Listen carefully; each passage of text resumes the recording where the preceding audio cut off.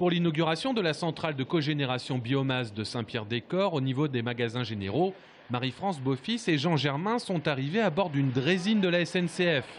Pas encore la ligne de tramway Tours-Saint-Pierre. Après le chasuble orange, le chasuble jaune pour la visite proprement dite. Dans centrale de cogénération biomasse, il y a biomasse.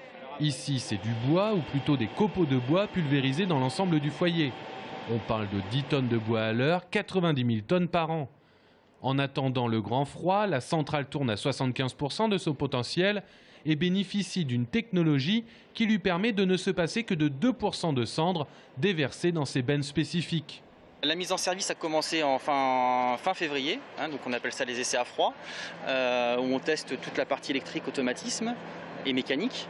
Et puis après on a les essais à chaud qui eux ont commencé fin mars, et pour une mise en service industrielle qui a démarré début août. Donc ça fait de longs mois, 5 mois d'essais pour arriver aujourd'hui à un fonctionnement nominal, et avec encore aujourd'hui un déverminage, puisque la mise en service de ce genre d'installation ne se fait pas comme ça du jour au lendemain.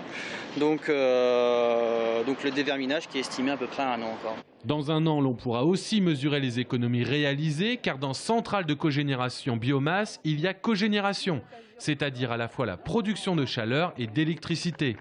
Comme vous produisez aussi de l'électricité, vous avez donc une recette qui vient diminuer le coût de production de votre chaleur et de votre eau chaude.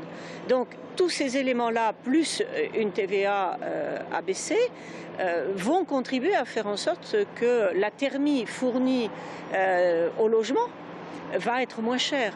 Donc si on diminue le coût du chauffage et de l'eau chaude, c'est donc la facture des charges qui va se ressentir. Depuis début août, dans 13 400 logements tourangeaux et corpo-pétrusiens, l'eau du lavabo est chauffée grâce à cette centrale. Et si l'été indien n'a pas lieu, le chauffage arrivera à la mi-octobre.